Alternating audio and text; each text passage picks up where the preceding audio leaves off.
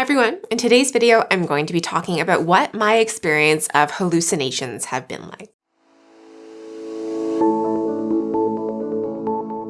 Welcome back to the Living Well with Schizophrenia channel. My name is Lauren and I live with schizoaffective disorder, and I make videos about what it's like to live with a schizophrenia spectrum illness.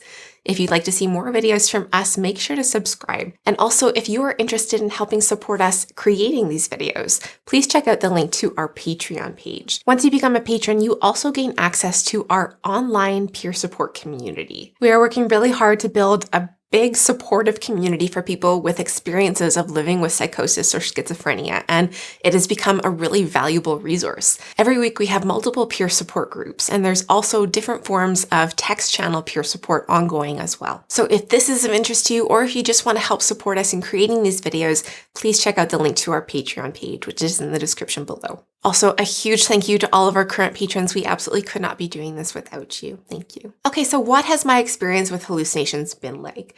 I guess first and foremost, it's important to define what exactly I mean when I say hallucinations. So hallucinations are a perception, be it visual, auditory, olfactory, tactile, or taste of something that is not actually there. So you're perceiving a stimuli or a stimulus that is not actually real or not actually happening. And so this can be a little bit disorienting at times, obviously, if you are seeing or hearing or tasting or feeling or smelling things that aren't actually there or that people around you aren't also experiencing. So I think my first experiences that I'm aware of that I had with hallucinations were olfactory, or, the sense of smell. I would smell these really terrible smells.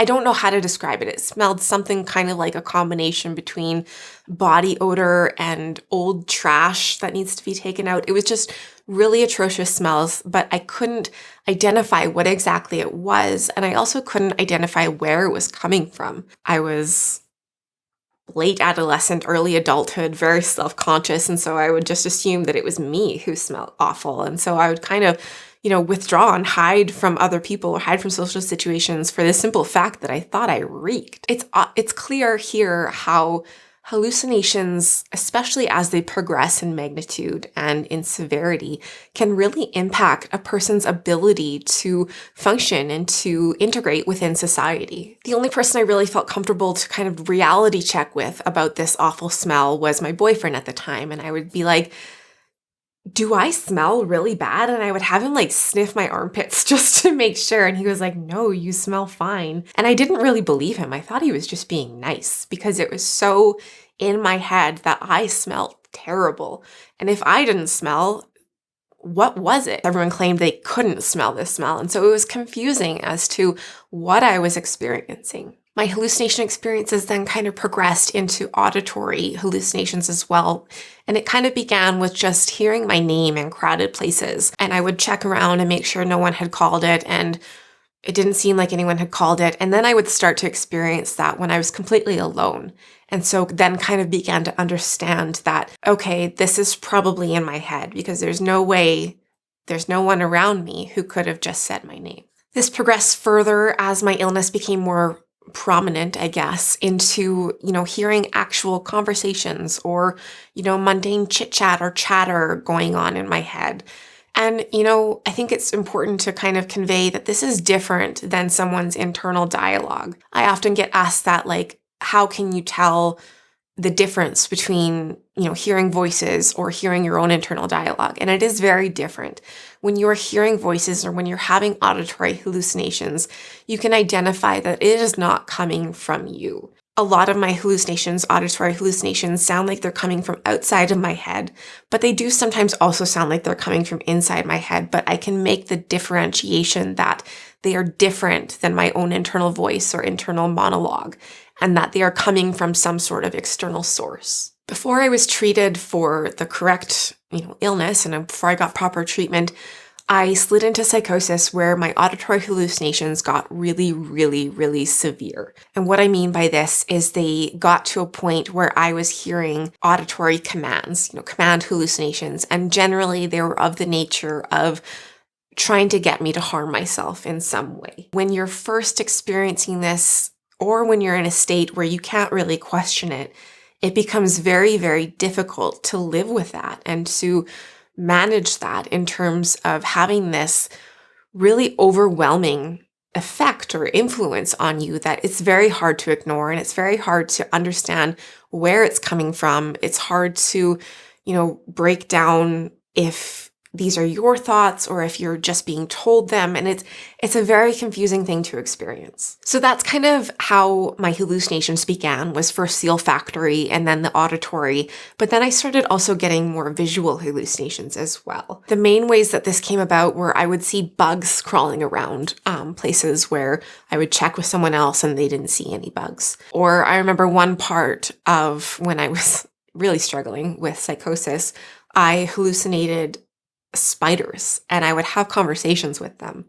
And so when I was in that, experiencing that in the moment, I was quite detached from reality, and I didn't question, having a conversation with spiders, or I didn't understand that that couldn't really be happening.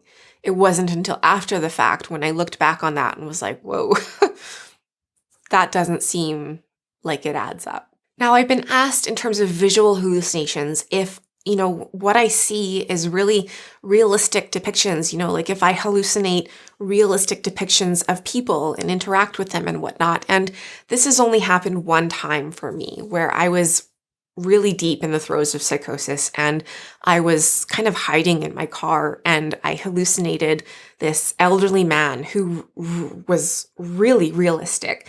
I still kind of question if it actually happened or not. But I hallucinated this elderly man who came and knocked on the window and tried to get in and whatnot. And upon talking with other people, I don't think that there's any way that that really could have happened. But it was so realistic that I still kind of wonder. But that's the only time I've hallucinated that kind of realistic human hallucination. For the most part, when I see other people, it's more like in the shadows or kind of shadowy figures, and that's kind of what I hallucinate. However, I know there are people who do hallucinate other people as well. Also, I think, along those lines of not, hallucinating really realistic, tangible hallucinations, I think that my hallucinations almost kind of feel like, especially when I look back on them in hindsight, they almost kind of feel like sometimes I don't actually see anything, literally, but my mind is registering that there's something there that isn't. And so that's kind of a weird form of hallucination that I experience sometimes too, where I know that my mind is just telling me that something is there and that I'm interacting with that, but I don't really see it, if that makes sense. Another way to maybe elaborate on this, and another thing that I experience, is just feeling a presence around me, some kind of presence where I feel that either some specific entity or being is nearby or watching me or is in front of me. And I guess that's kind of a way to describe what I mean when I say that my brain is telling me that there is something there, but I can't actually see it.